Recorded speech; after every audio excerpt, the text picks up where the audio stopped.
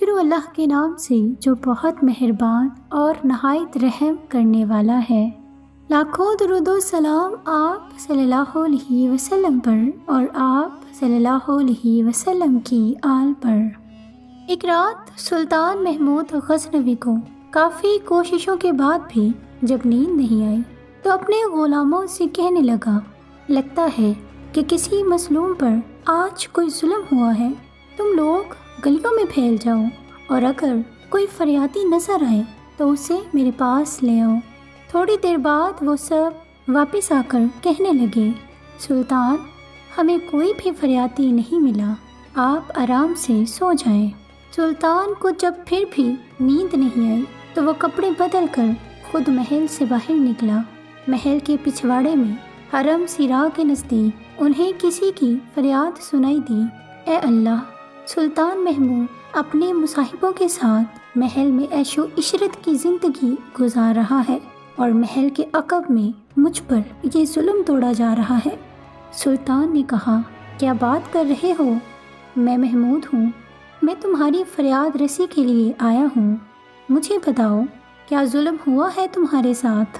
کہنے لگا، آپ کے خاص میں سے ایک شخص جس کا نام میں نہیں جانتا ہر رات میرے گھر آتا ہے اور میری بیوی پر ظلم و تشدد کرتا ہے۔ اس وقت وہ کہاں ہے؟ شاید اب چلا گیا ہو، دوبارہ جب وہ آئے تو فوراً آ کر مجھے اطلاع کر دو۔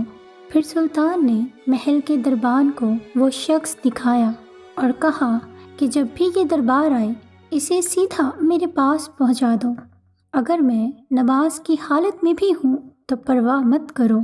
اگلی رات وہ شخص سلطان کے پاس آیا اور بتایا کہ وہ شخص اس وقت اس کے گھر میں ہے۔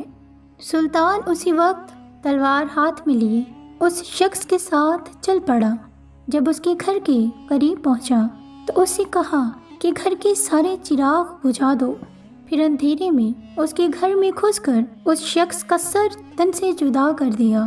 پھر سلطان نے حکم دیا کہ چراغ روشن کر دو۔ اس شخص کا چہرہ دیکھا اور سجدے میں گر پڑا۔ پھر گھر کے مالک سے کہا، اگر کچھ کھانے کو ہے تو لے آؤ، مجھے بہت سخت بھوک لگی ہے۔ آپ جیسا سلطان مجھ غریب کے گھر کا کھانا کھائے گا، جو کچھ بھی ہے لے آؤ۔ وہ شخص ایک سوکھی روٹی اٹھا لایا جسے سلطان نے بڑی رغبت سے کھایا۔ وہ شخص سلطان سے پوچھنے لگا کہ چراغوں کو بجھانا، سجدہ کرنے، روٹی طلب کرنے کے پیچھے آخر کیا ماجرا ہے؟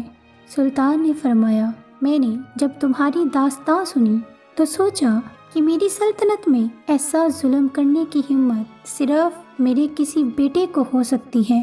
اندھیرا کرنے کو اس لیے کہا تھا کہ پدرانہ شفقت میرے انصاف کے راستے میں حائل نہ ہو جائے۔ چراغ چلنے پر جب میں نے دیکھا کہ وہ میرا بیٹا نہیں ہے تو میں سجدہ شکر بجا لایا۔ کھانا اس لیے مانگا کہ جب سے مجھے تمہاری مصیبت کا علم ہوا ہے میں نے اللہ کے سامنے قسم کھائی تھی کہ جب تک تمہیں انصاف نہیں مل جاتا میرے اوپر روٹی حرام ہے۔ اس وقت سے لے کر اب تک میں نے نہ کچھ کھایا ہے نہ پیا ہے۔ ناظرین، ایسا واقعہ سننے کے بعد انسان بے اختیار پکار اٹھتا ہے کہ بادشاہ ہو تو ایسا ہو، حاکم ہو تو ایسا ہو۔